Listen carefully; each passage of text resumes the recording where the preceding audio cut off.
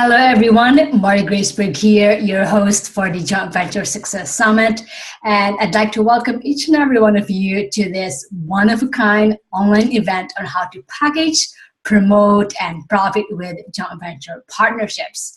We'll be opening this event with the topic, the riches are in the relationships.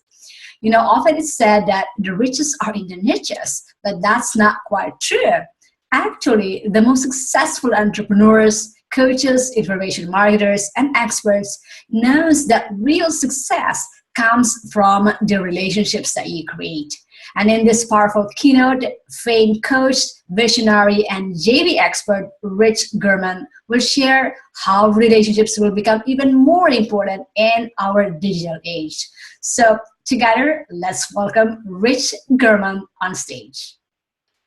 I'm so glad to be here, Marie. I love what you're doing, and it's an honor to be a part of it. And I welcome everybody that's listening to us, and hope that you learn a lot and get excited to build your business and your life using this amazing strategy of joint ventures. So I'm excited to be here. I am delighted, and I'm sure our listeners are as well. So before I get too excited here, I'd love for you to share with us your backstory. I mean, take us back when you got started and how joint ventures, specifically focusing on how joint ventures has helped grow your business. That way our audience can see for themselves what can they expect when they start using this strategy. Totally. So I think in sharing my story, I hope that some people listening will really be able to relate, because you might have been in a similar situation. So I'll take you back. I'll take you back to the beginning real quick. So I became a coach back in 1999. I was like 11 or 12 years old, I think, when I started coaching. And I always joke that I'm a little older than that. I'm kidding. But I always joke that I became a coach before coaching was cool.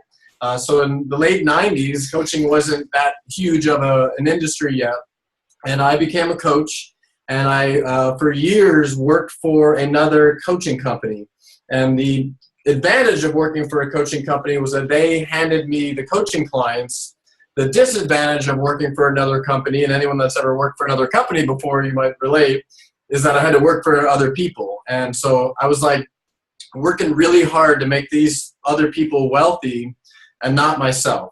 And long story longer, the company was a very negative, painful environment to work in. I'll just say that. And if you know me, I'm by no means perfect, but I do my best to come from a place of love and connection and contribution. And this company, they were completely working from a place of fear. So it just felt totally incongruent with who I was. And fast forward to 2008, I had been coaching for this company for years, helped them build it into a very substantial company.